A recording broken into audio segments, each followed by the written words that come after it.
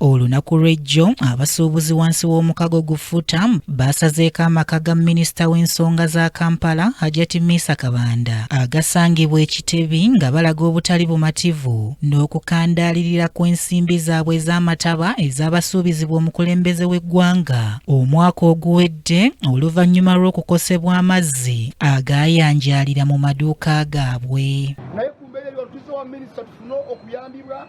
Minisita yeraze asigadde mu nju ye ayise RCC lulaba buya twakulumbiza Kalungu okyali e Kalungu ne weeraga naye ku ssaawa zino abantu oganye bafaako.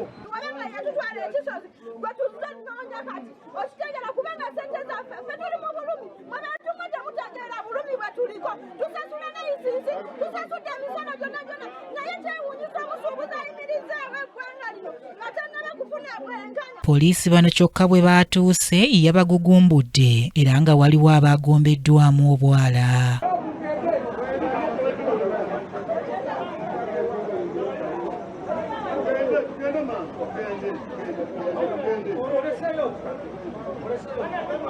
Kati olwaleero bano baleeteddwa ku kkooti ya KCCA ku City Hall mu Kampala kyokka ng'eno tewakkiriziddwayo bannamawulire kyokka nga bayimbuddwa awatali kakwakkulizo konna. Mwenyuka tuli ku matama nti abasuubuzi bateereddwa essaawa zino okwogerera.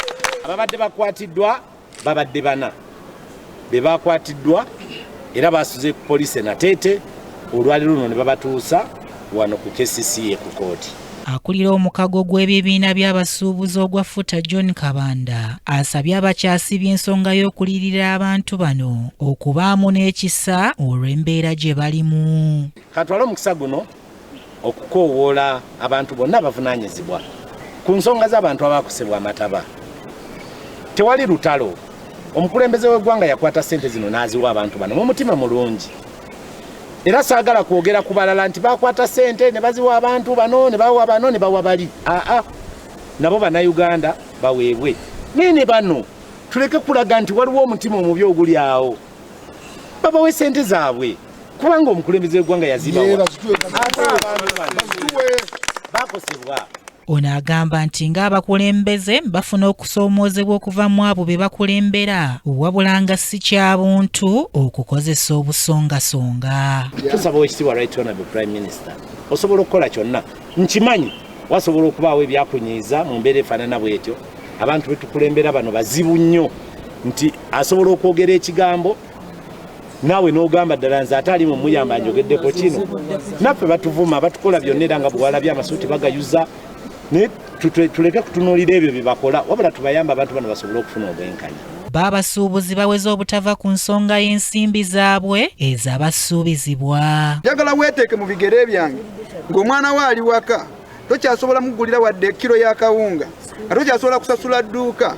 Abantu bavudde emirimu gino nga abamalawo essente zo ekizimbe ekyamalawo essente zo kirimu bapangisa. Wallahi tubalayirira tetutyammwe tutya Katonda yatutonda mujja kutusiba amakomera gajja kujjula naye tugenda kujja tufune obwenkanya. Prime Minister ngenda nempulira nga weyita Majegere linnya buli wamu nsaba ove mu office gy'otudde jangu ku ground oba olina by'obuusabuusa.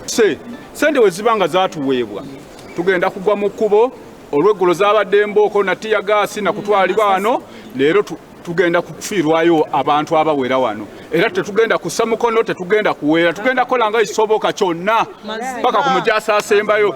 Oweekitiibwa Mr. President tukusuubiza nti ne ku State House tugenda kutuuka tujja. N'olwekyo tusaba nkirizeemu emirundi mingi tusaba ayina ssente zaffe kuba tumanyi omama Majegere ta ssente zaffe tuzifune.